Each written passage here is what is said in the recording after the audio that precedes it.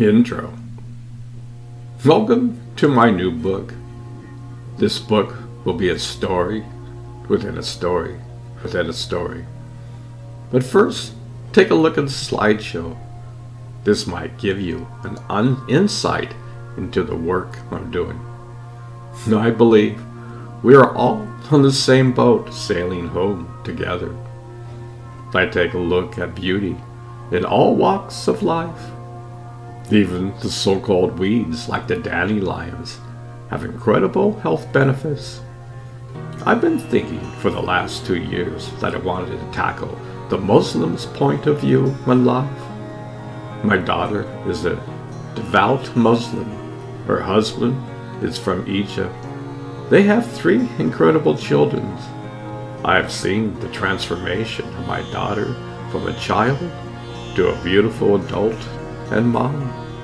It brings tears to my eyes.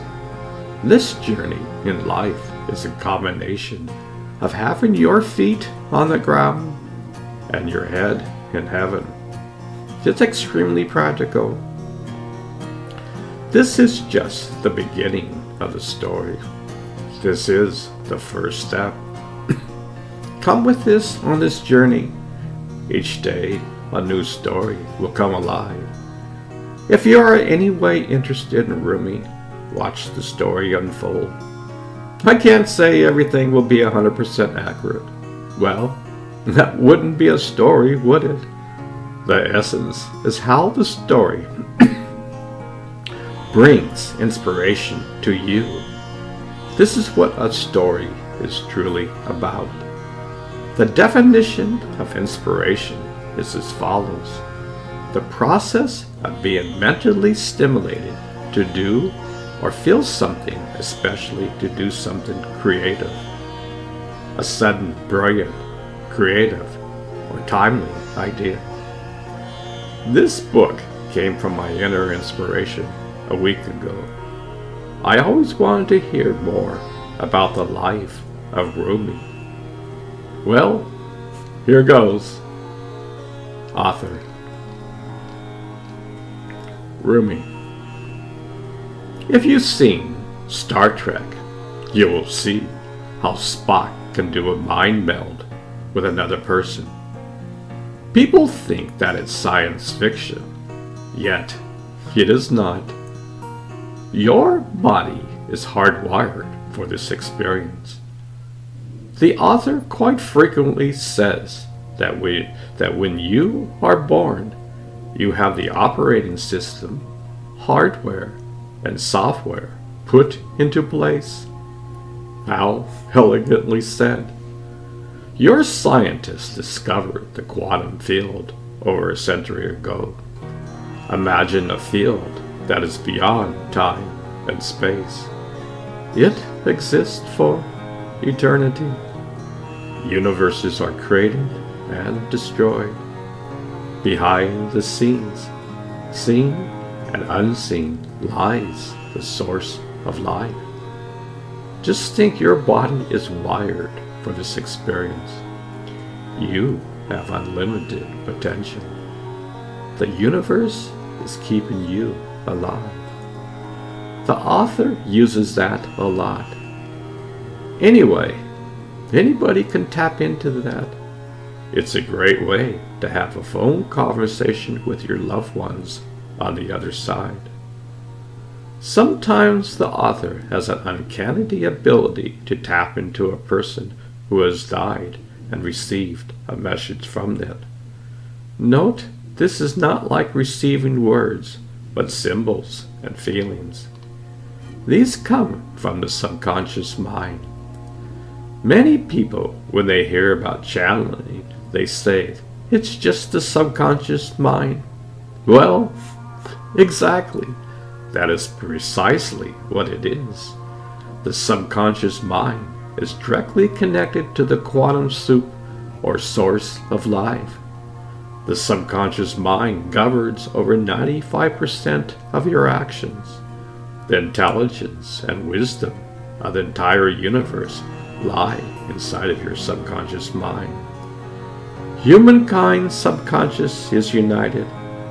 Take a look at Carl Jung and his work. This will give you a better understanding. This is how the author communicates with me. It used to be common upon mankind.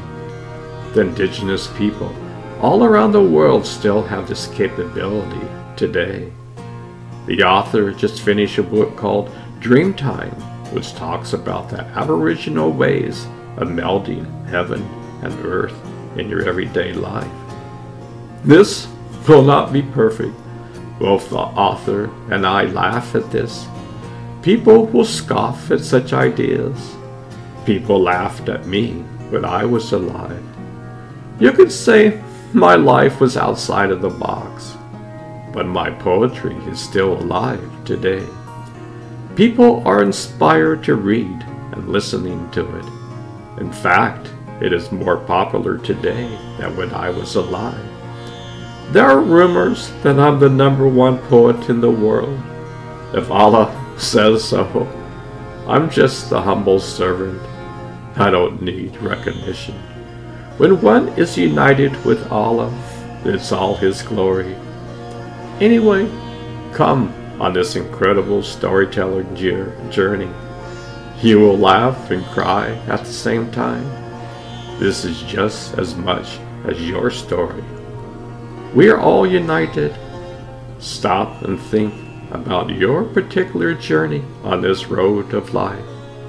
The author uses the word ponder quite frequently in his works. It was only in the last 10 years he used this. Pondering is a way to discover your essence. All great civilizations use this. So welcome. This is the first step. Let the storytelling begin.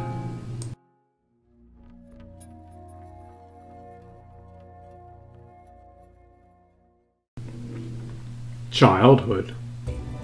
Author. Please tell me about your childhood.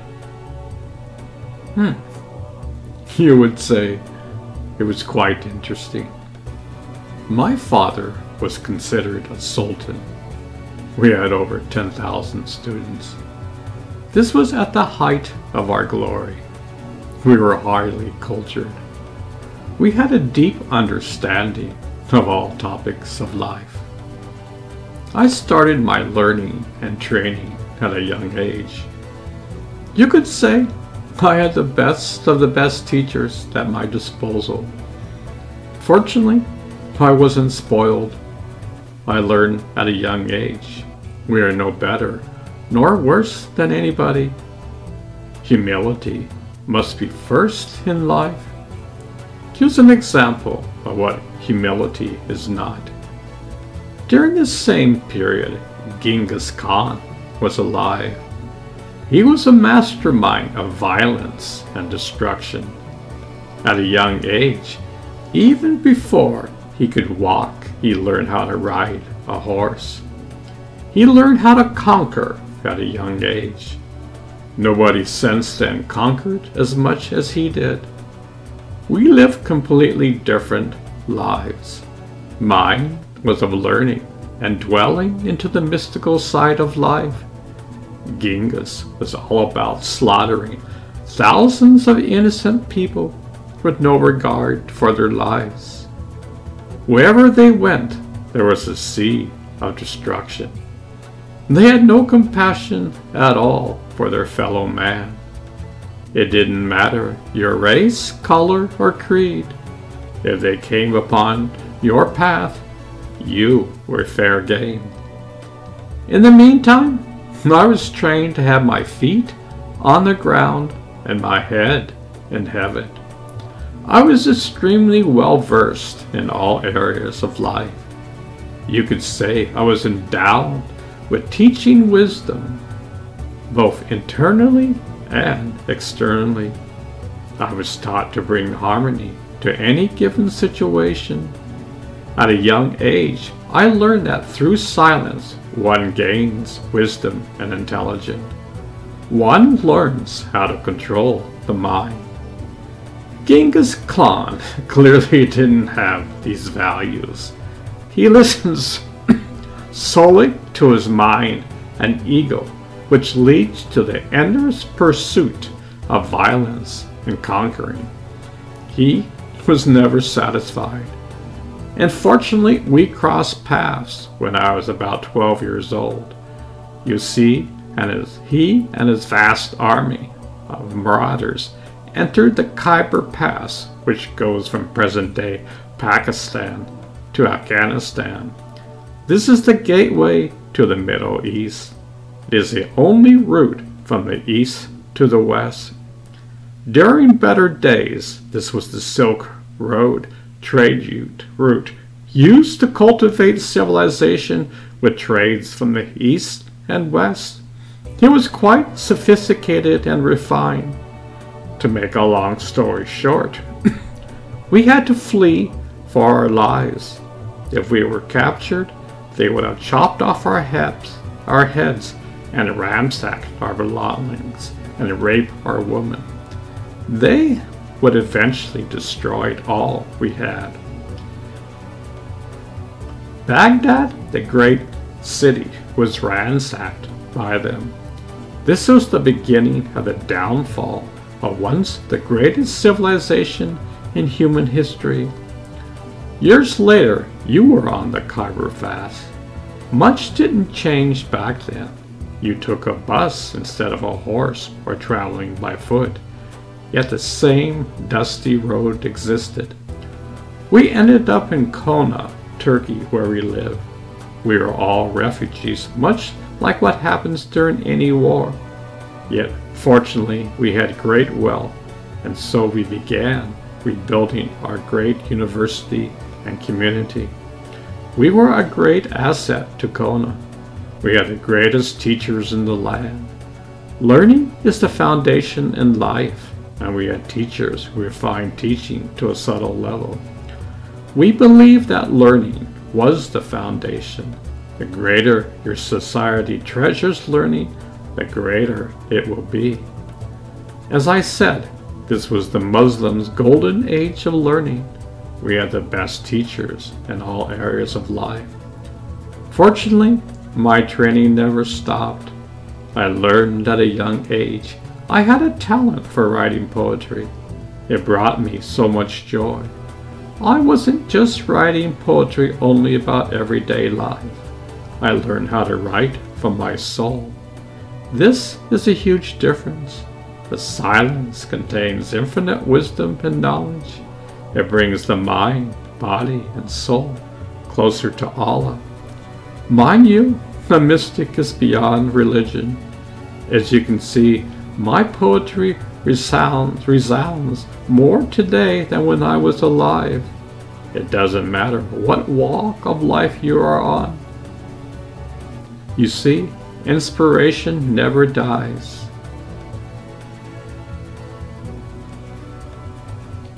The essence of the poem is eternal.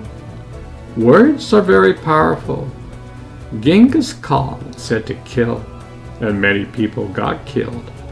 I said to discover the jewel within, and it brings hope and inspiration to the world. Different words come out of our mouths, and different manifestations occur. One of beauty, and the other destruction. This is why words are so powerful. One can cultivate wisdom and kindness in their life. This life is sacred and has deep meanings. We all have this sacred poet inside of us. Unfortunately, there's dust covering the inner mirror of life. I was fortunate to yearn for my beloved. Many young children rebel when their father takes up his spiritual path. You saw that firsthand when you were a child. Your neighbors, whose father was a minister of the church you went to, both sons had a difficult life. They went in the opposite direction. No judgment is made. We all have precious lessons to learn. Fortunately, I learned this years ago. So I wrote thousands of poems. It was like diving into an infinite well and bringing back sacred water. Water is the source of life. Wisdom and kindness are the sources of life. Wisdom and kindness need each other. You can have great wisdom, but without kindness to all, your wisdom is worthless. One must cultivate both to truly communicate with Allah. The same goes for whatever you name the creative source. The universe does not give out its secrets to ones who are arrogant and full of ego. Fortunately, when one reads my poetry, it is from a person who is humble. Probably the greatest blessings is when I had to flee Afghanistan. Your Dalai Lama said the same thing when he had to flee his homeland. Everything is a blessing in disguise. Just think if Genghis Khan didn't attack Afghanistan, my life would have been different. I might have become arrogant, which leads to my self-destruction. You have plenty of evidence in your modern-day world. You have leaders who cheat, lie, and steal to get to the top. They have no morals or ethics. They mock their fellow man. Truth is fiction, and fiction is truth. I could have become this monster. So sometimes, even during tragedy, there's a precious lesson to learn. That, my friend, is acquiring wisdom, even during traumatic events in one's life. I call this a gift from Allah. This is what I want to share about my childhood. We can get into the details, but I think this is the essence of who I am. This is what I want to convey and to inspire humanity even today. We can change the world, and we must first change ourselves. Inner peace to all.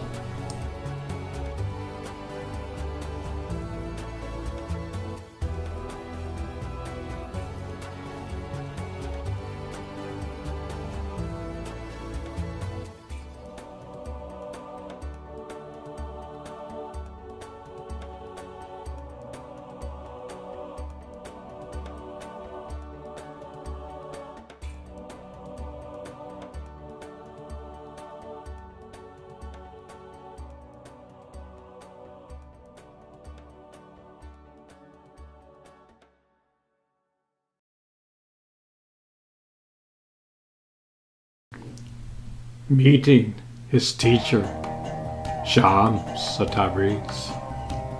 Author, please tell me the first time you saw your teacher. Rumi, that was quite the auspicious moment. Words truly can't convey that experience that I had. I find it funny and humorous at the same time. I recognized my master, and the majority of my students couldn't see what I saw. You would think when a great master appears that the world would recognize one. Yet your Christ died on the cross because many people couldn't see who he was. Many people think it was a miracle when Shams threw my precious book into the pond. He brought them back, and not even a drop was on them. Yes, that is a miracle when people love a good story. Yet the greatest miracle is having the eyes to see. If my inner eye wasn't open, I couldn't recognize my teacher. Mind you, I had over 10,000 students at that time. I took over when my father died. I could have been arrogant. I could have been lost in my ego. I have over 10,000 students. How many do you have? As if the quantity is the deciding point. Mind you, I was the head of this thing. I had the most incredible students and teachers of the time under my guidance. I could have thought, who do you think you are? Yet Allah taught me to be humble, even despite what I had. You could say that grace protected me. All praise goes to Allah. What happens next was both an auspicious moment and a moment of incredible sorrow. Many of my followers saw what I saw, when many did not or cared to see. I find it amazing that our beliefs causes one to see or not to see. This is still carried out in your world today. Millions of people don't want to know the truth, while millions of people do. Just think, we have free will. With that free will, one can go towards the light, and one can walk deeper into darkness. This is what happened to me. I spent around 2 incredible years with my master. Many of my students couldn't or wouldn't understand this precious relationship. You see, the life of mystic is quite out of the ordinary. We tend to think outside of the box. Yet I still had my feet on the ground. I had a huge organization to run. Yet that doesn't mean one can't be mystical at the same time. Being a mystic is probably the most practical way of existence. The Kabbalists have that expression, feet on the ground and your head in heaven. You see, the mystics never fight with each other. We are not governed by religion or beliefs. Our unique experience unites us all. The author has a wonderful way of expressing this in present-day terms. You were born with a unique operating system, hardware and software from Allah. Call it any name you want. Yet each person is custom designed by God. This means that you will have completely different experiences of your true nature. Isn't that wonderful? What a blessing that is. You were created in the image of the creative source. You are majestic. This is what any mystics understand. We all have our own personal connection. What infinite love that is. Each one of us has our own completely different way of dancing and singing in life. My dance with Allah is different than yours. A mystic transcends politics, beliefs, and custom. He sees the glory of Allah in all.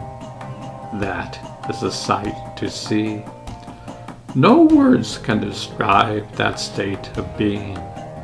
I wrote thousands of poems, yet not a single one can capture that. Words are limited. They can take you only so far. Those 2 years took me to inner states of awareness where the world has simply forgotten. So many of my followers were blind to that. They could only see inside of the box. This box would be their ideas what it means to be a mystic.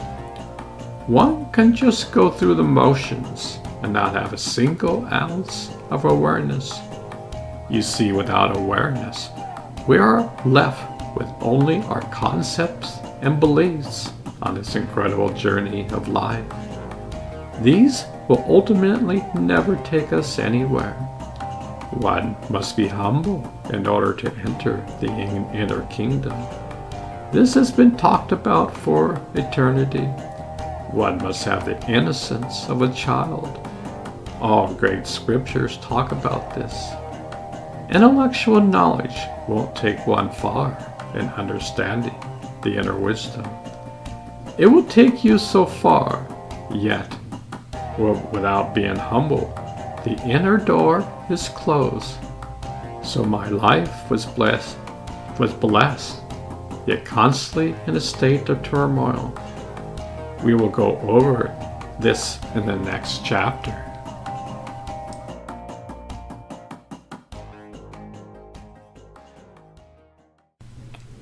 Wonderful years with my master. I spent only a few years with my beloved master. It was sweet and also at the same time bittersweet. Many of my students and teachers didn't understand what I was immersing myself in. My master represents heaven on earth. He lived in that place all the time. I was learning how to dwell there myself. Honestly, it was tough. It was the biggest challenge I had ever faced. Why didn't they understand? We are all walking the same path together. Concepts and misconceptions at times causes havoc in life. I never knew I needed a beloved master. I thought I had everything. Yet Allah had other plans for me. Sometimes Allah's plans are different than our plans. I learned over time to become more and more humble and kind. The more the turmoil became, the kinder I became. Today is Easter Sunday. Your Christ had the same sort of events that I went through. If you don't have the eyes to see, one will never understand a great teacher. Days with my master was meditating and discourse with each other. Each day was an incredible learning experience. I was growing in leaps and bounds. At the same time, the turmoil even got worse. It seems like darkness was all around. Yet inside of me was the divine light showing me the way. One day, my teacher left. He was driven out by my jealous devotees. He was gone for 2 years. Rumors existed that he was in Damascus, Syria. I sent my son there to see if that was true. Well, my son found him and brought him back to me. Once again, we united and life was incredible. Unfortunately, behind the scenes, an evil plot was being planned. One day, my master heard a knock on the door, and that was the last time I ever heard from him. Who can explain these mysteries? Life can be such a tragedy outside, but internally, one can be in heaven. I learned over time to see my master everywhere. Even with my so-called enemies, behind their eyes was my beloved master. It was a long road for me. My poems expressed a yearning to dance with my master again. I learned that the universe is always dancing with us. We must learn how to dance with the universe. Whirling dervishes. I was never again to see my master in flesh. I spent time in mourning. One day I was holding on to a column. Then I started to swirl around the column.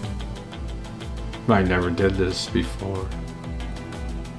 Do you remember as a kid how much fun you had to twirling in circles? It was so much fun. All the kids would giggle with delight.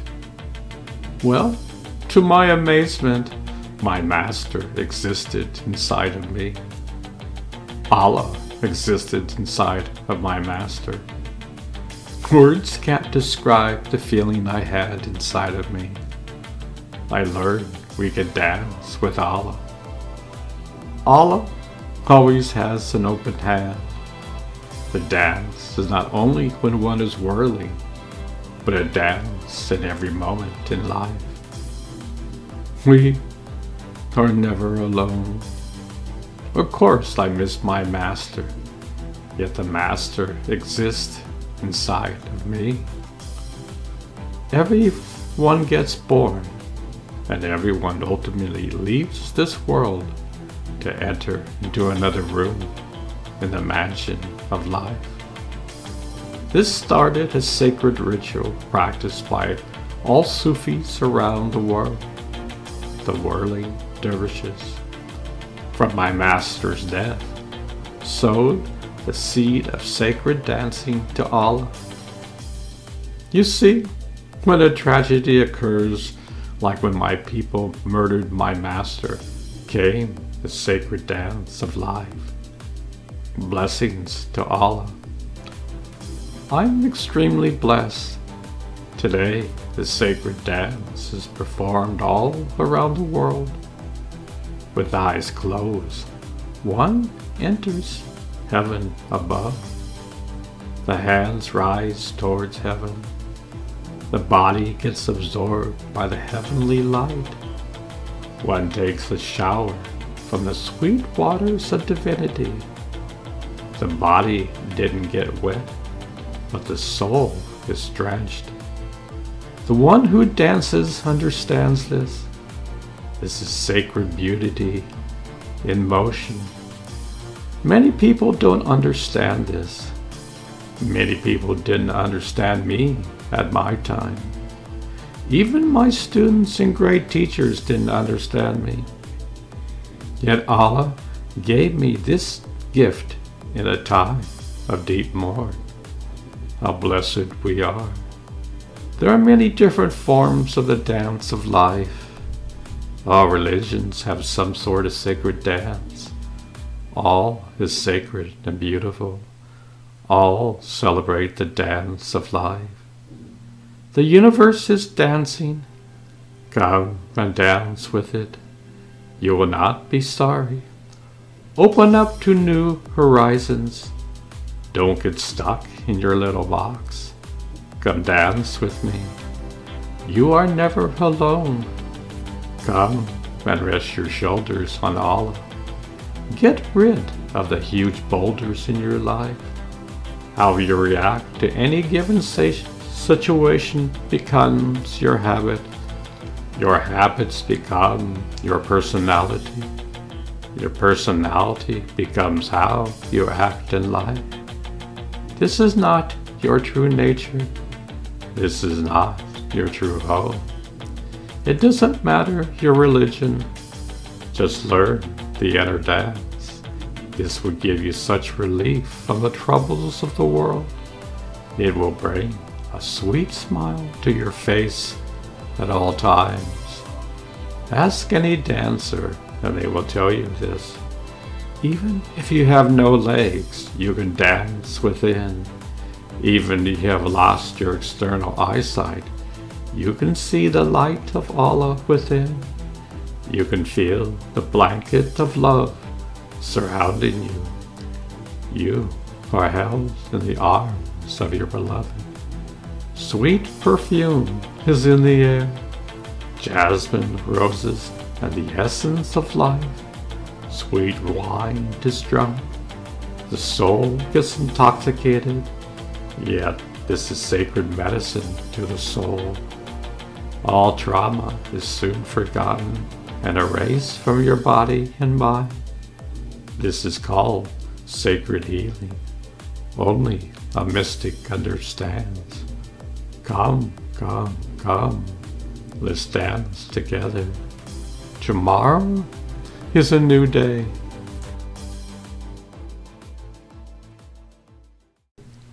Rumi on love. Author.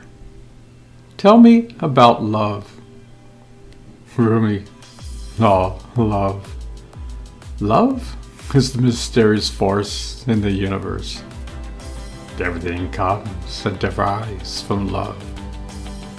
It is hidden. It is only a heartbeat away. Man strives for it, yet at the same time, your striving will never reach the goal. What a paradox.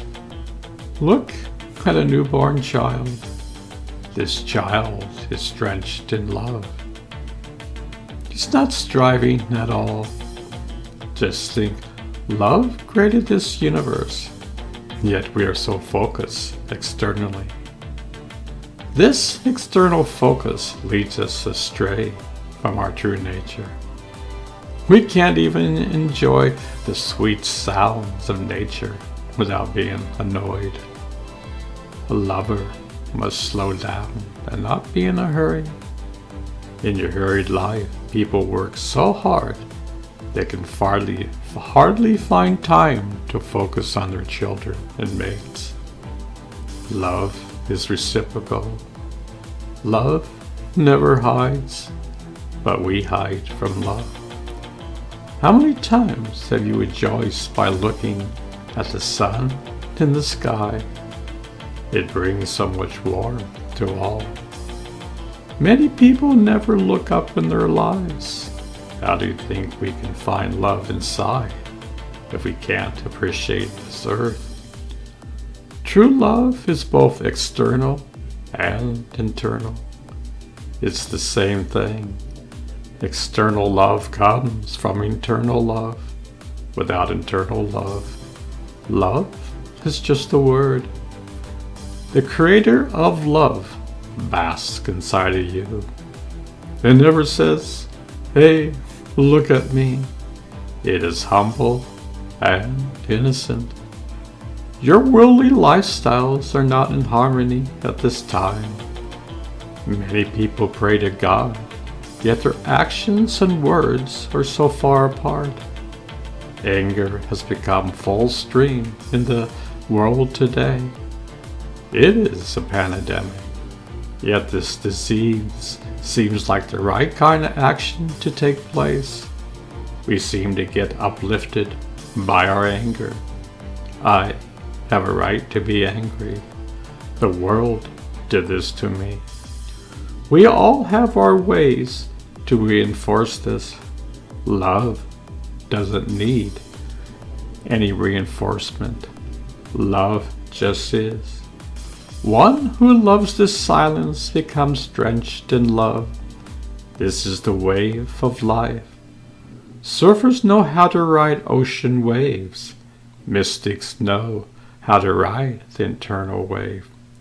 If you have never surfed before, one can't truly understand riding a wave. In the same way, the majority of people don't understand the value of silence. Only in silence can you catch the wave. The language of love has no words. It can't be taught. It must be found. Many people think you have to give up your life and sacrifice it to God. That is not the case. One must learn to enter into the silence, and love will naturally flow from you. If you want peace on earth, it begins with you. This has been said so many times that the words seem trite. The mind says, "Not me." It has to begin with someone else. I'm too busy for that. So society is waiting for someone else to start. When someone else starts to change, the world mocks them. The cycle goes on and on. We're all waiting for someone to start. At the same time, we say, "How dare you try to start and do your part?" This is the dilemma in life. This COVID-19 event could have been a golden opportunity to unite the world. You had a whole year of the world shutting down. Mankind could have used this time to learn ways to go within. We could use silence as a practical tool to discover the jewel within. So many people got so bored, they had no idea of the opportunity at hand. Instead, people didn't see the opportunity at hand. The entire world shut down. As the author said, Mother Nature sent us to our rooms to think things over. Many people never thought things over. You are the custodians of all the creatures on earth. You are custodians of the land, not just consumers. A true lover doesn't just consume. A true lover gives and receives. A true lover celebrates this life in each moment. A true lover cherishes his Mother Earth. Society is so far removed from that. Just think, you have an ocean of plastic the size of Texas, and we don't do anything about it. You must change your ways. Apathy will never get you anywhere. True celebration of life comes from within. How do you think I got my endless inspiration? This same inspiration exists inside of you. I am no different from you. The same attitude of love exists inside of you than me. I just opened the door within. It's as easy as that. No magic tricks are involved here. No sleight of hands. In my daily life, I had the door of love opened. It wasn't easy. I had a complicated lifestyle, yet my master helped show me the way inside. I learned when the world gives you troubles, just get kinder. It seems bizarre, yet all the great masters said the same thing. Kindness and love come directly from God. In your society today, kindness is considered a weakness. You had a president who mocked, insulted, and was revengeful, and your people loved him for that. How do you think the world could ever solve its problems this way? Society is putting gasoline on the fire of life. At times it brings tears to my eyes. Someday peace will come on earth. It may take 1,000,000 years. Many seeds were planted a long time ago. Peace will come upon this earth when you decide enough is enough.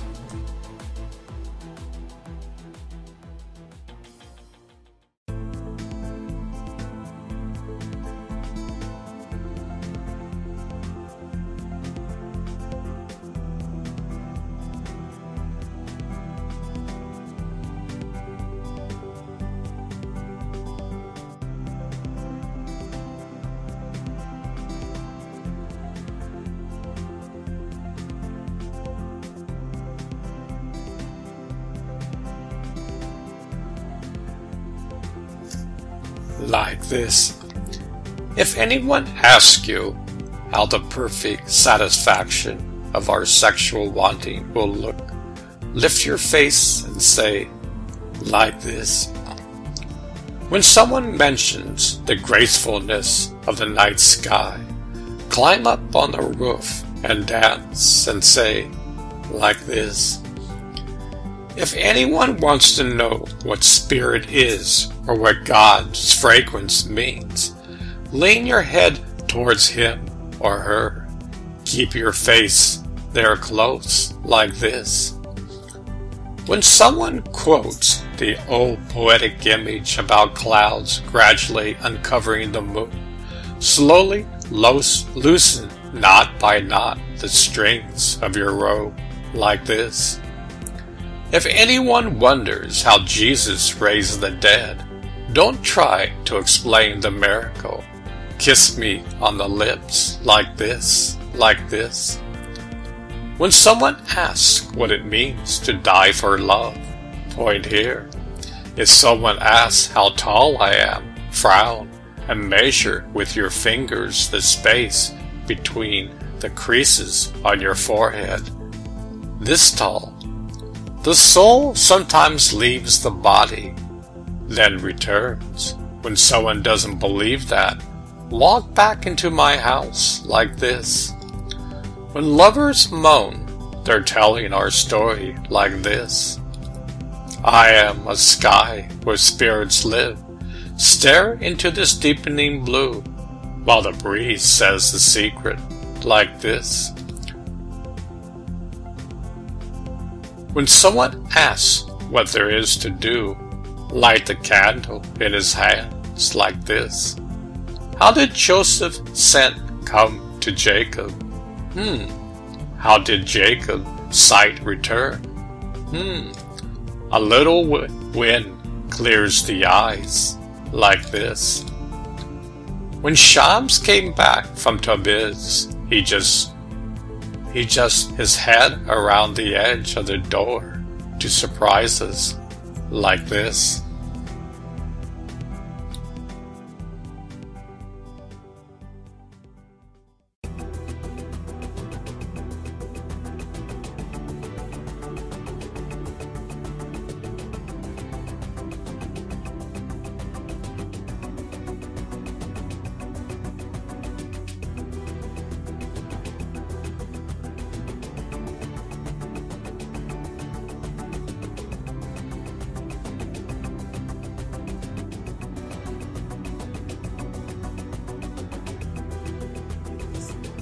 Lovers, lovers, oh lovers, lovers, it is time to set out from the world. I hear a drum in my soul's ears, coming from the depths of the stars. Our camel driver is at work, the caravan is being readied. He asks that we forgive him for the disturbances he has caused us. He asks why we travelers are asleep. Everywhere the murmur of departure, the stars like candles, thirst at us from behind blue bells, and is to make the invisible plan. A wondrous people have come forth.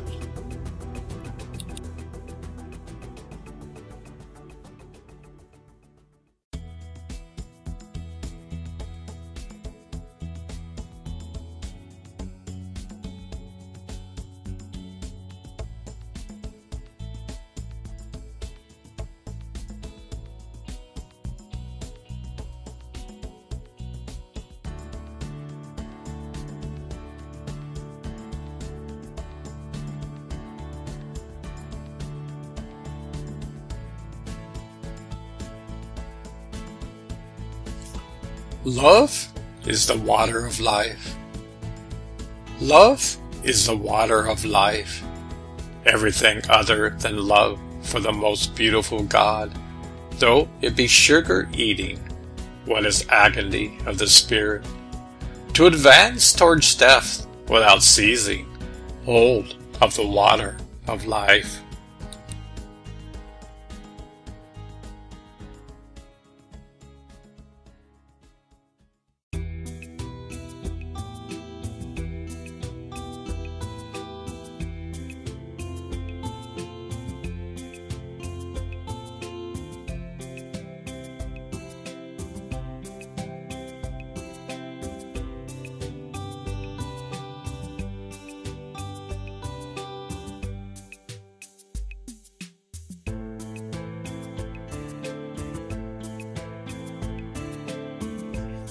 A moment of happiness. A moment of happiness. You and I sitting on the veranda. Apparently two, but one in soul, you and I. We feel the flowing water of life here. You and I with the garden's beauty and the birds singing. The stars will be watching us, and we will show them what it is to be a thin crescent moon. You and I, unselfed, will be together, indifferent to idle separation, you and I. The parrots of heaven will be cracking sugar as we laugh together, you and I, in one form upon this earth, and in another form in a timeless, sweet land.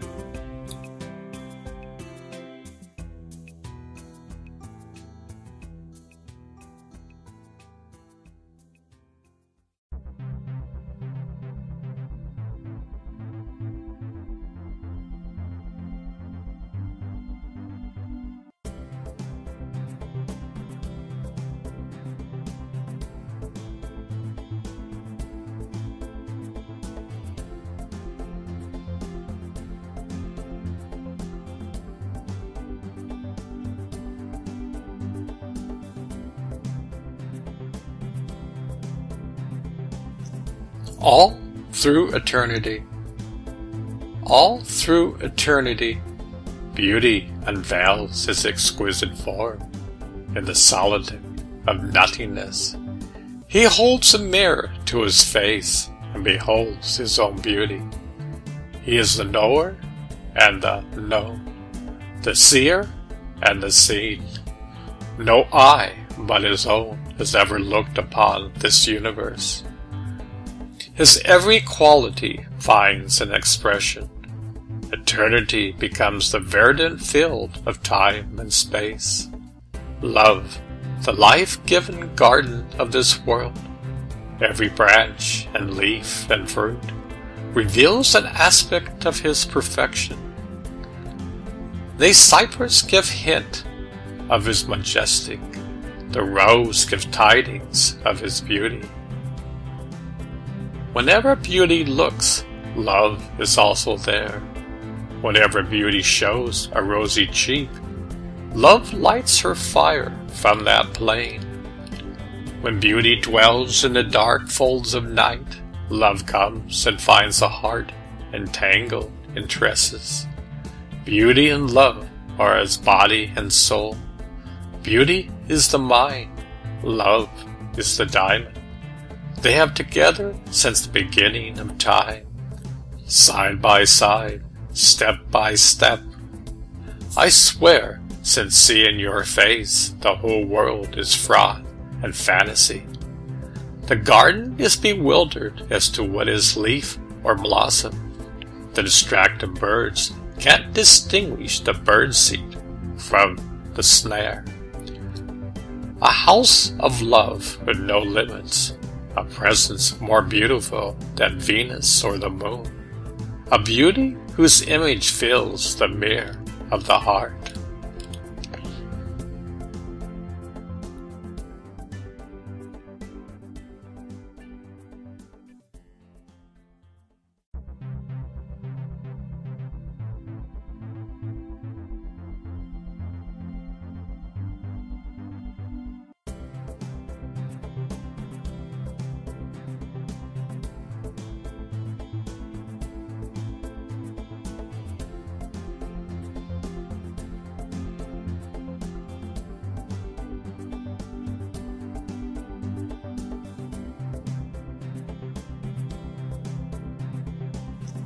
All through eternity. All through eternity, beauty unveils its exquisite form in the solitude of nothingness. He holds a mirror to his face and beholds his own beauty. He is the knower and the known, the seer and the seen. No eye but his own has ever looked upon this universe. His every quality finds an expression. Eternity becomes the verdant field of time and space. Love, the life-given garden of this world, every branch and leaf and fruit, reveals an aspect of his perfection. The cypress give hint of his majestic, the rose give tidings of his beauty. Whenever beauty looks, love is also there. Whenever beauty shows a rosy cheek, love lights her fire from that plain. When beauty dwells in the dark folds of night, love comes and finds a heart entangled in tresses. Beauty and love are as body and soul. Beauty is the mind, love is the diamond. They have together since the beginning of time, side by side, step by step. I swear, since seeing your face, the whole world is fraught and fantasy. The garden is bewildered as to what is leaf or blossom. The distracted birds can't distinguish the birdseed from the snare. A house of love with no limits, a presence more beautiful than Venus or the moon, a beauty whose image fills the mirror of the heart.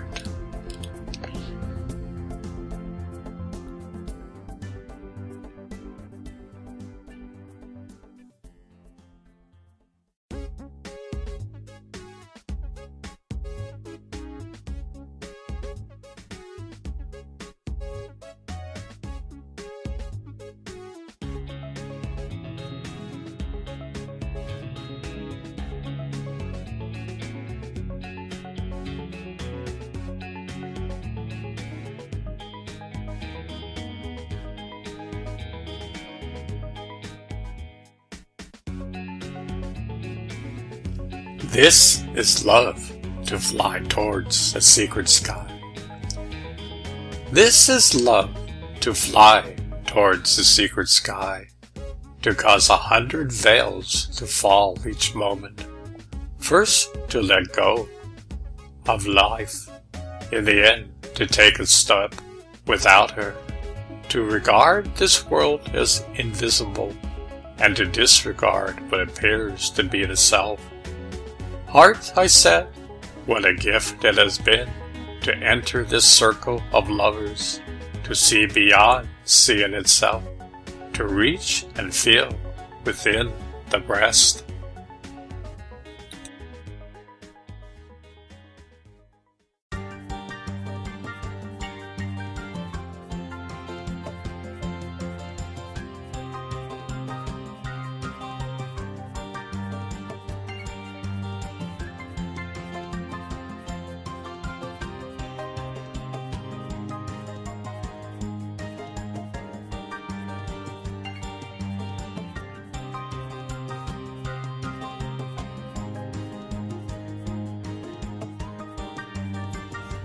I am a sculpture, a molder of form. I am a sculpture, a molder of form. In every moment I shape an idol, but then, in front of you, I melt them down. I can rouse 100 forms and fill them with spirit, but when I look into your face, I want to throw them in the fire. My soul spills into yours and is blended, because my soul has observed your fragrance. I cherish it. Every drop of blood I spill informs the earth. I am merged with my beloved when I partake in love. In this house of mud and water, my heart has fallen to ruins. Enter this house, my love, or let me leave.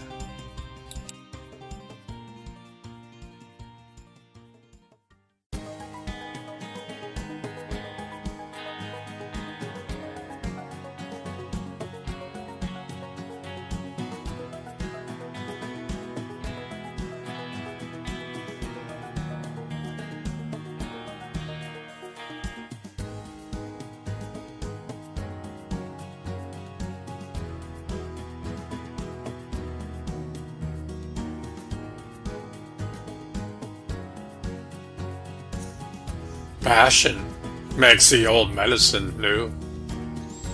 Passion makes the old medicine new.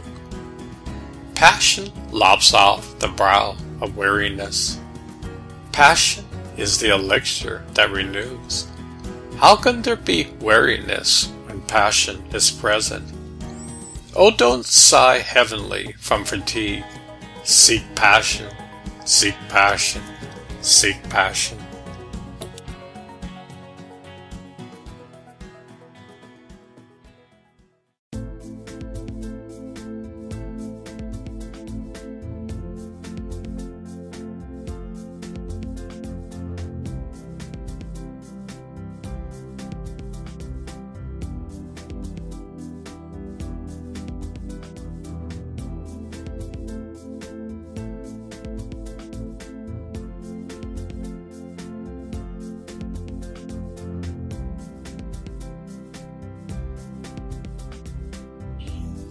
The beauty of the heart. The beauty of the heart is the lasting beauty. Its lip give to drink of the waters of life. Truly it is the water, that which pours, and the one who drinks. All three become one when your talisman is shattered. That oneness you can't know by reasoning.